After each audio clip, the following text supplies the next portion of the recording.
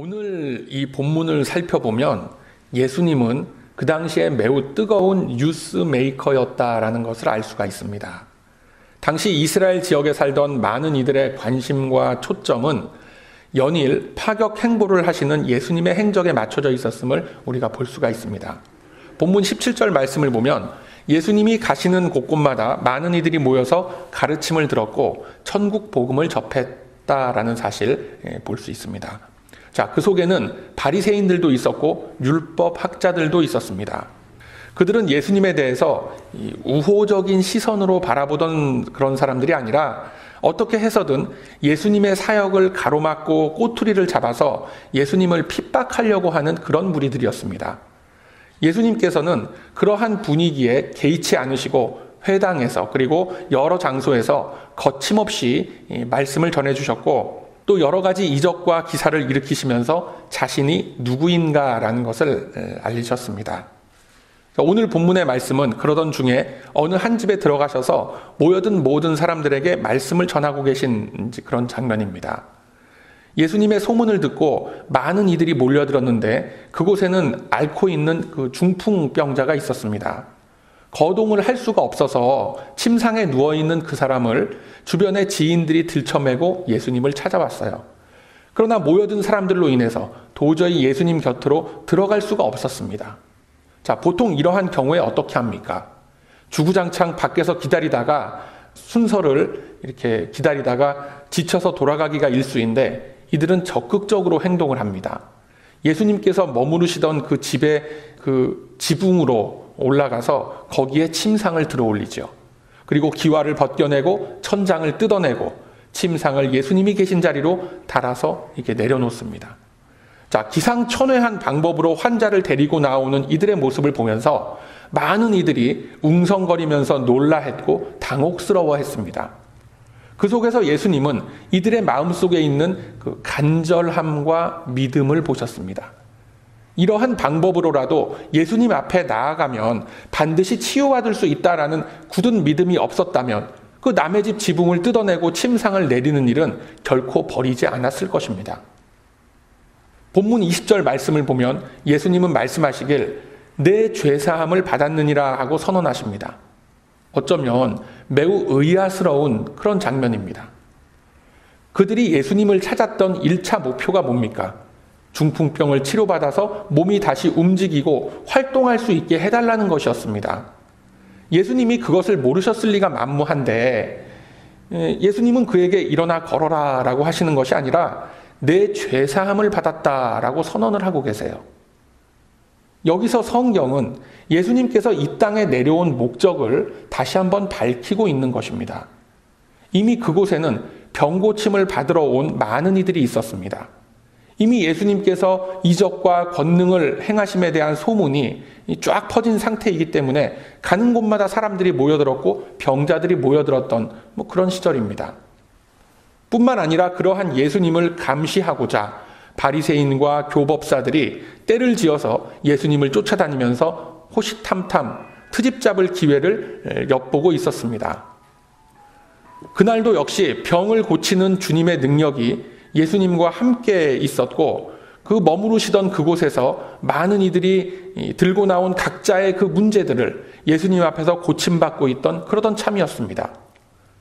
그때 모여있던 모든 자들의 시선을 확 잡아당길 만한 이 사건이 일어났고 예수님은 그 틈을 놓치지 않으시고 죄사함의 선언을 하시고 그 가운데 믿음을 더하기 위해서 병고침의 기적을 일으켜 주십니다.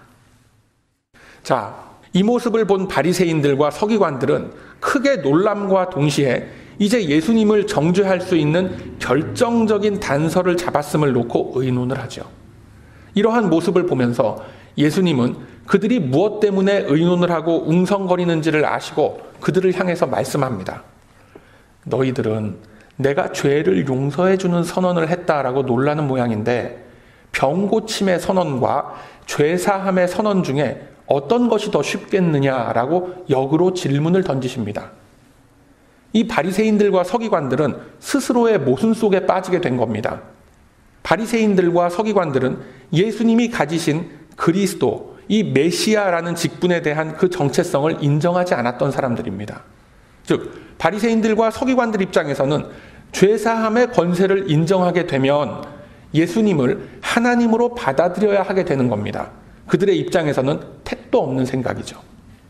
그러나 단지 예수님이 병자를 고쳐주셨다면 어떻게 생각하겠습니까? 그나마 신기한 능력을 가진 자라고 인정을 해주고 그저 탁월한 의원이 한 사람 나타났는가 보다라고 여기게 되면서 이 예수에 대한 논란은 깔끔하게 끝나게 되는 겁니다. 당시 사회를 뒤흔들던 메시아 논란에 마침표를 찍게 되는 거예요. 대부분의 많은 사람들은 생각하기를 죄사함의 선언을 하는 것은 아무런 흔적이 남지 않는 그냥 말로만의 선언이라고 생각을 하는 경향들이 있습니다. 실제로 어떤 사람이 가만히 이렇게 앉아 있으면 그 사람이 어떤 마음을 품고 있는지, 어떤 죄악을 저지르고 지금 앉아 있는 사람인지, 정말 마음속으로 뉘우쳤는지 알 수 있는 방법이 없습니다. 그저 오랜 시간을 같이 이렇게 살아가면서 삶의 열매로서 좀 짐작해서 우리가 알아가는 것 뿐입니다. 그러나 예수님의 시각은 달라요. 예수님의 입장에서는 죄사함의 선언을 하시는 것이 훨씬 중요하고 엄중하고 어려운 일이 될 수 있습니다. 그 죄사함 속에 담겨 있는 십자가의 희생과 그 고난을 생각을 한다면 그냥 병을 고쳐주고 집으로 돌려보내는 것이 예수님 입장에서는 더욱 속이 편한 일이 될 수 있을 겁니다. 그러나 예수님을 믿지 않던 바리새인들과 서기관들의 생각은 그것이 아니었습니다. 그저 말로만 죄사함의 선언을 한다면 그거 뭐 누구라도 할 수 있는 그런 말장난 아니냐 이렇게 생각을 했던 거죠. 오히려 하나님의 권위를 함부로 침범한 일이라고 예수님을 신성모독죄로 괘씸죄로 잡아 넣을 수 있는 결정적인 증거를 하나 찾은 것에 불과한 것입니다. 그리고 병고침의 선언을 한다라는 것은 당장 병이 나아야 될 거 아닙니까? 당장 가시적인 효과가 드러나야 하는 일인데 만약 병고침의 선언을 한 후에도 그 사람이 고쳐지지가 않았다면 그 후에 일어날 일들은 누가 책임을 지겠습니까? 그렇기 때문에 당시 바리새인들과 서기관들은 생각하기를 죄사함의 선언을 하는 것이 병 고치는 것보다 훨씬 쉬운 일이고 그것은 바로 신성모독으로 이어지는 길이다라고 여겼던 것입니다. 예수님께서는 이러한 그들의 속셈과 계산을 다 읽으시고 그들이 아무런 뒷소리를 하지 못하게끔 죄사함의 선언뿐만 아니라 병까지 치유해 주셨던 겁니다. 자, 본문 24절을 보면 이러한 예수님의 본래 임무와 그분의 본질을 드러내는 그런 말씀을 하고 계세요.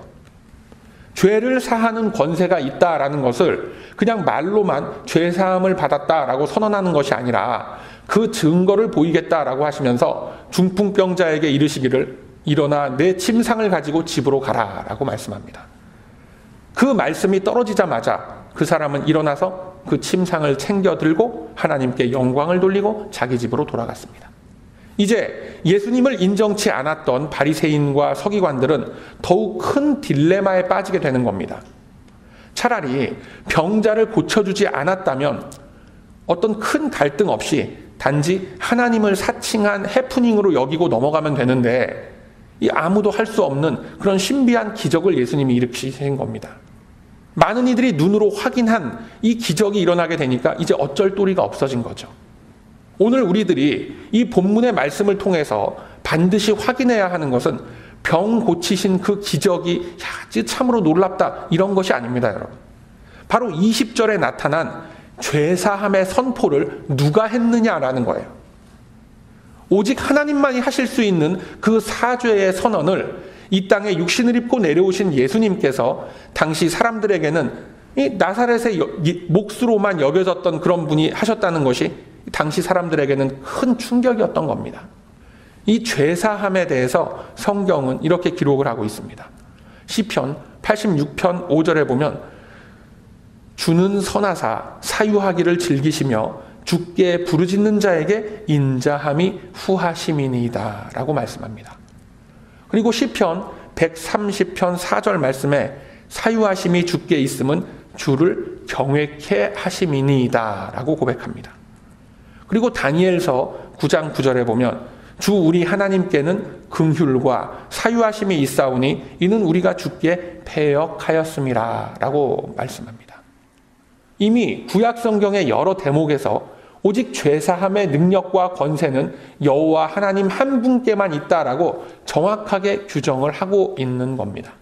그런데 이 나사렛 출신의 젊은 목수가 죄사함의 선포를 하고 있으니까 당대 유대교 지도자들로서는 기가 막힐 지경인 겁니다.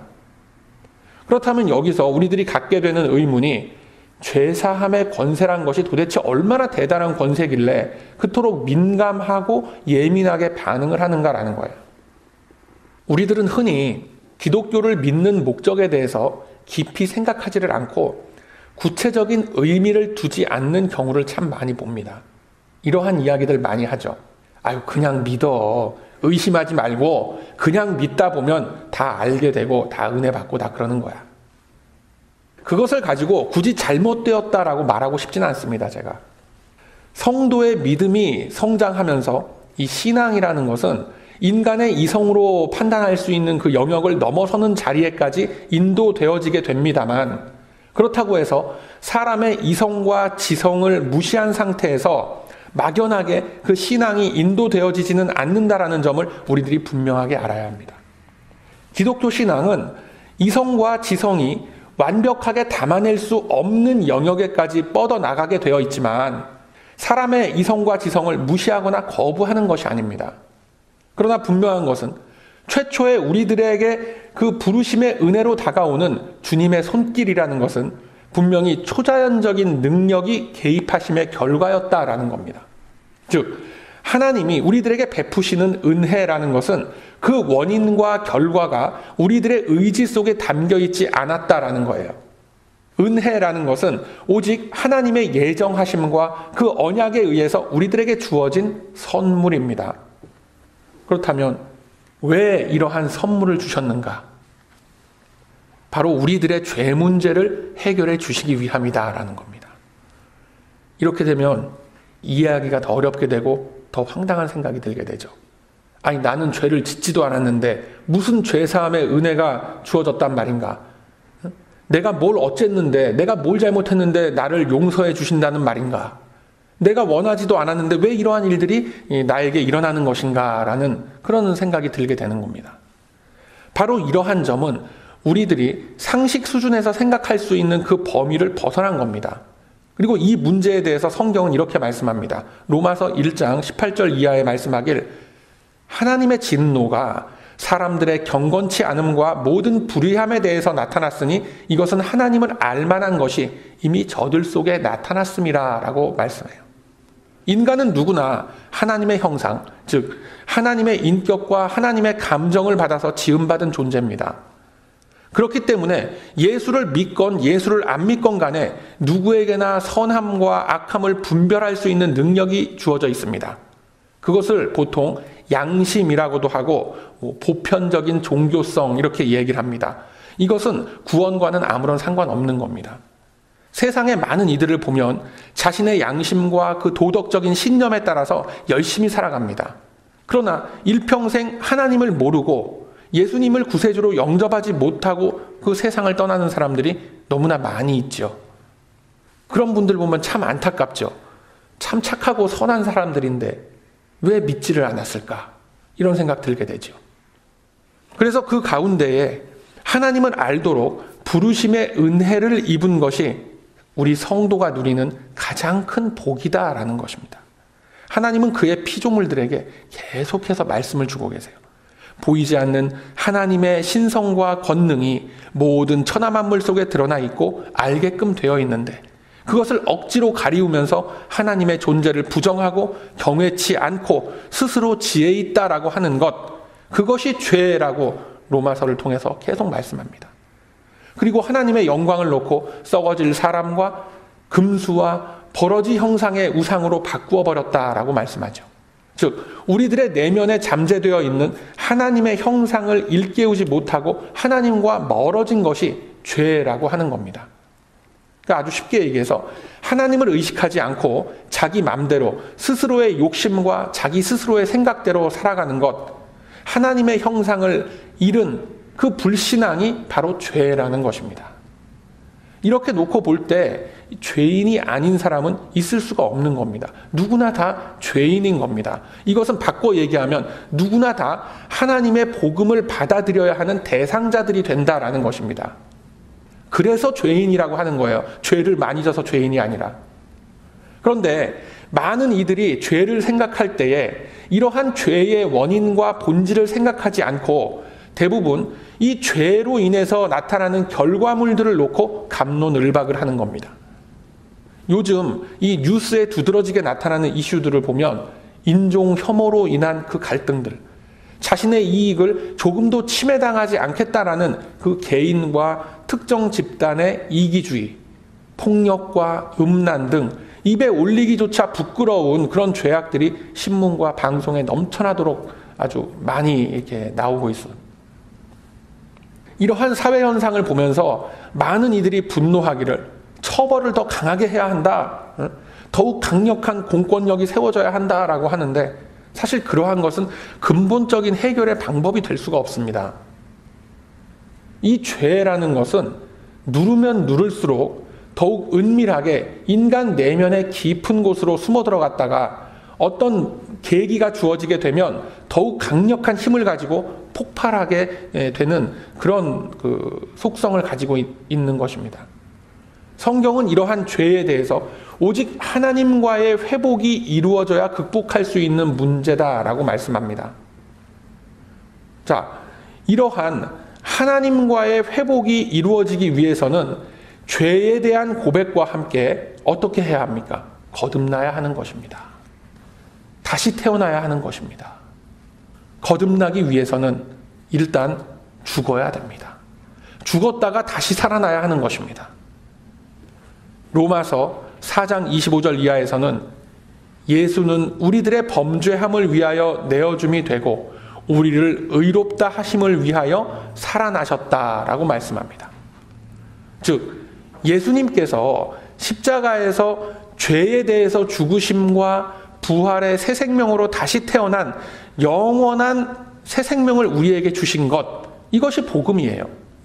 이 복음의 내용과 능력을 나의 삶 속에 담아내는 것을 가리켜서 구원받은 자의 삶이다라고 하는 겁니다. 이러한 삶을 잘 살아가고 있는지 그렇지 못한지 그건 당장의 큰 문제는 아닙니다. 가장 중요한 것은 나의 내면 속에 거듭남의 체험과 확신이 있어야 하는 겁니다. 거듭난 자라야 하나님을 바로 알 수 있고 비로소 성숙한 성도의 삶을 살아갈 수 있는 길 위에 세워질 수 있게 되는 거예요. 그래서 이 죄사함의 은혜를 입게 되었다라는 것은 쉽게 설명되어지고 간단하게 한두 마디의 말로서 끝날 수 있는 일이 아닙니다. 이러한 모든 거듭남의 그 과정 속에는 하나님의 개입하심이 있습니다.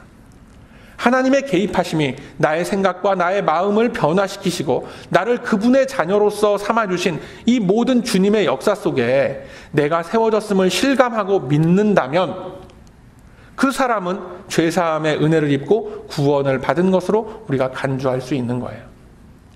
예수님께서는 우리의 죄를 위하여 죽으셨고 또 죽으셨을 뿐만 아니라 다시 살아나셨습니다. 왜요? 예수께서 죄와 사망의 권세를 이기시고 다시 살아나신 그 부활의 힘과 능력으로서 우리들이 살아갈 수 있게끔 하기 위함이다라는 거예요. 이 사실을 하나님께서는 이스라엘의 역사를 통해서 우리들에게 분명하게 보여주고 계십니다. 애굽에서 종살이를 하던 이스라엘 백성들을 한날 한시에 유월절 어린 양의 그 피를 그 문설주 좌우 인방에 바름으로써 하나님의 부르심을 입게 하고 홍해를 건너게끔 하셨습니다. 그런데 홍해를 건너기 전에 어떤 일이 벌어집니까? 앞에는 넘실대는 그 홍해 바다가 있고 뒤에는 당대 최강의 애국 군대가 뒤쫓아오고 있습니다. 어떻게 돼요? 결과는 뻔한 겁니다. 이래 죽으나 저래 죽으나 그냥 이스라엘은 죽을 수밖에 없는 겁니다. 그 죽을 수밖에 없던 이스라엘을 하나님이 살려주신 겁니다.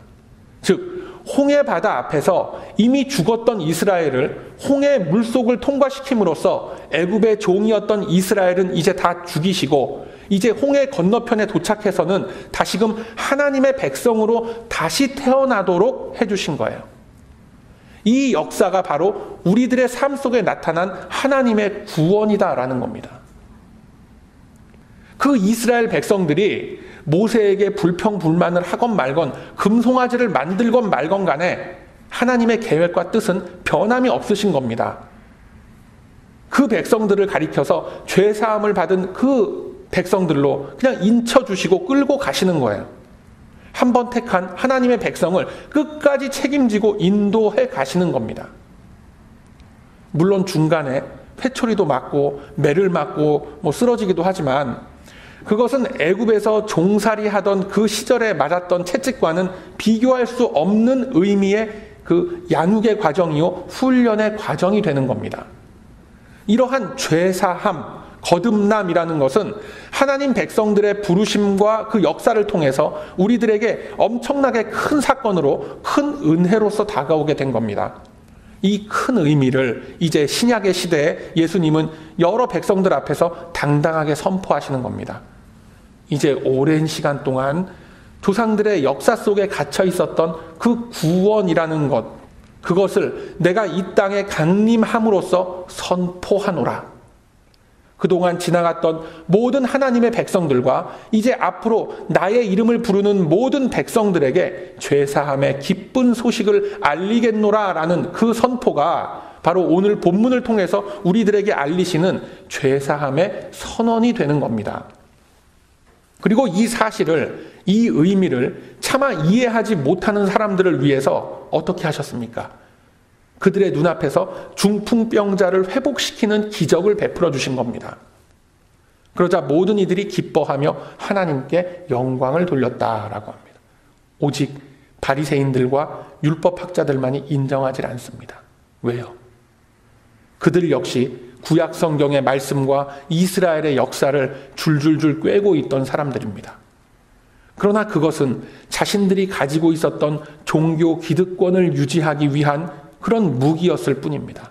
자신들의 죄악을 하나님 앞에 내려놓고 죄사함의 은혜를 구하는 복음의 능력으로서는 받아들이지 않았던 겁니다. 그들에게 있어서 메시아가 강림하는 사건은 예전 구약의 시대에서 일어났던 초자연적이고 민족적인 큰 사건으로 기대를 하고 있었던 겁니다. 일개 나사렛의 그 목수 따위를 통해서 일어날 수 있는 일이 아니다라고 여겼던 것입니다. 그들은 자신들의 역사 속에서 하나님이 행하셨던 일들을 계속해서 이스라엘 백성들과 나누면서 메시아에 대한 희망을 가지고 있었습니다. 그러나 그 희망은 이미 교조화되어 버린 자신들의 그 종교 기득권을 지켜주는 도구로서 전락을 한 겁니다.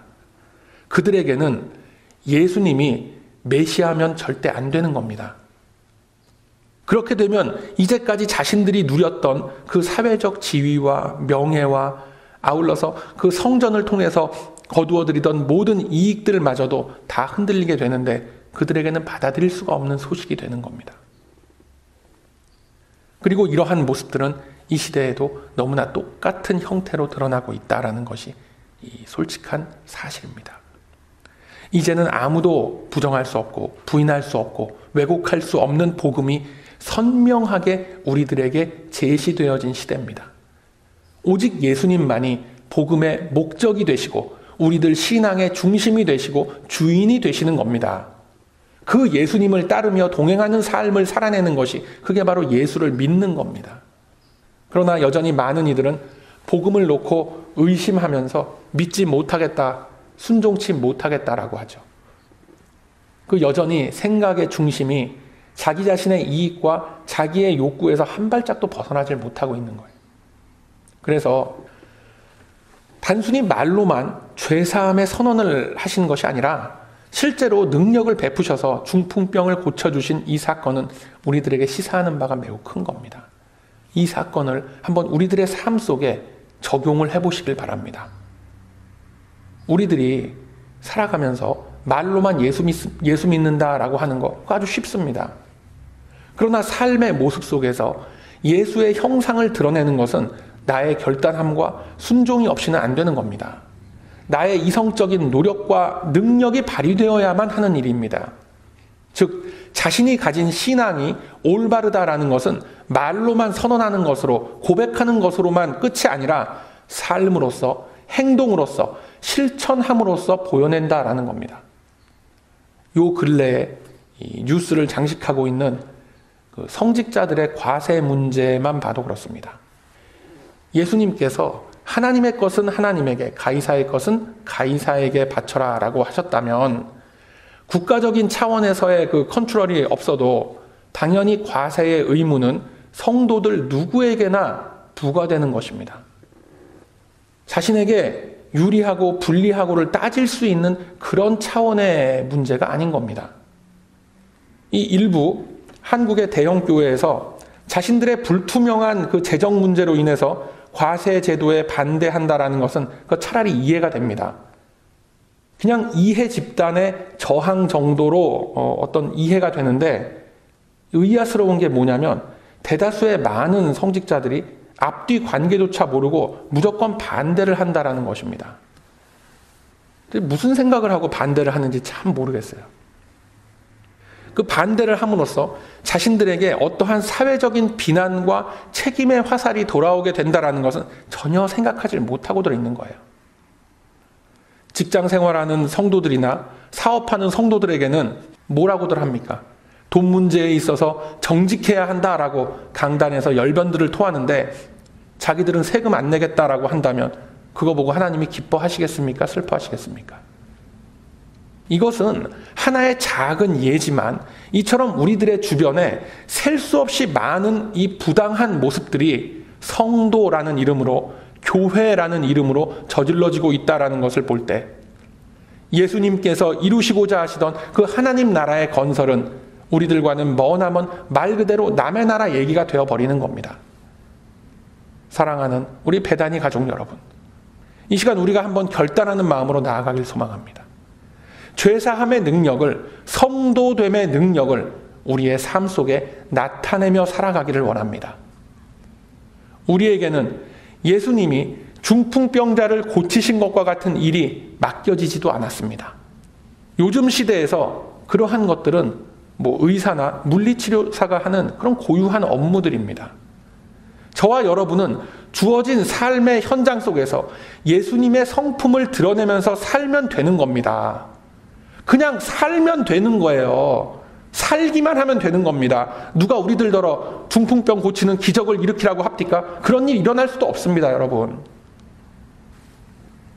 그냥 하나님의 백성답게, 죄사함의 은혜를 입은 백성답게 삶의 현장 속에서 주님이 영광 받으시는 그 자리에 서서 그냥 버티고 서 있으면 되는 겁니다. 그것도 못합니까? 여러분, 하나님의 일을 한다는 게 뭡니까? 예수 그리스도를 성경대로 바르게 믿는 겁니다. 그게 가장 첫 번째 되는 하나님의 일입니다. 그것이 하나님의 일을 하는 거예요. 내가 온전한 마음으로 예수를 믿어야 복음의 은혜가, 그 죄사함의 권세가 증거가 되어지는 것입니다. 내가 먼저 바르게 잘 믿어야 증거가 되어질 거 아닙니까? 그래서 가장 먼저 우리 자신부터 바르게 믿어야 합니다. 그럼으로써 내가 내 자신에게 복음이 증거가 되어지게 되면 성령께서는 증거되어진 그 능력을 들어서 사용하실 것입니다.